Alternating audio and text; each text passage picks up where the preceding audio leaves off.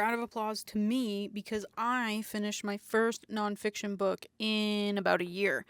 I've started a handful of them and just been straight up bored and not interested, and I haven't finished any of the ones I've started in a hot minute. But this one, The Immortal Life of Henrietta Lacks, I loved it. I couldn't even put down, I was reading the audiobook, the last little bit of it because it was so incredibly interesting. So this book talks about HeLa cells, which are these cells that are essentially immortal. They just keep reproducing, and they led to many scientific advancements and led to lots of medications being made.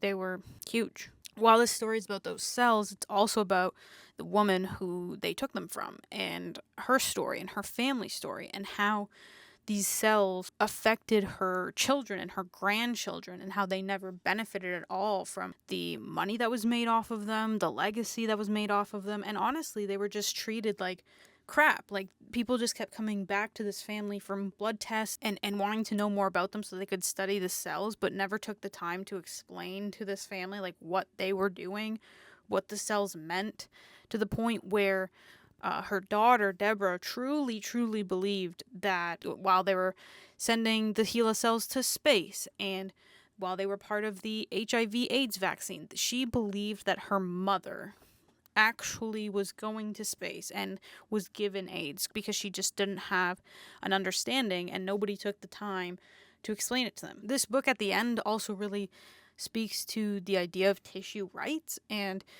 should someone have the right to financial gain if their tissues are used and money is made off of them?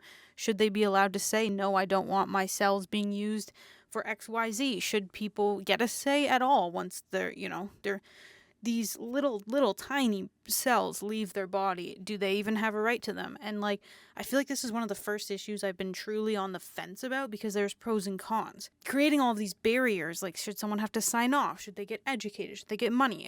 It stops any sort of progress. It would have stopped the development of the COVID vaccine. But on the other hand, there's the thought of, some companies are using cells to do a lot of unethical testing to help insurance companies deny care. So where is the line that is drawn? And that is an answer I don't know. But anyways, if you're looking for a really interesting nonfiction book that reads half history, half biography, half science, but with a great narrative that keeps you interested in reading it, I recommend this book.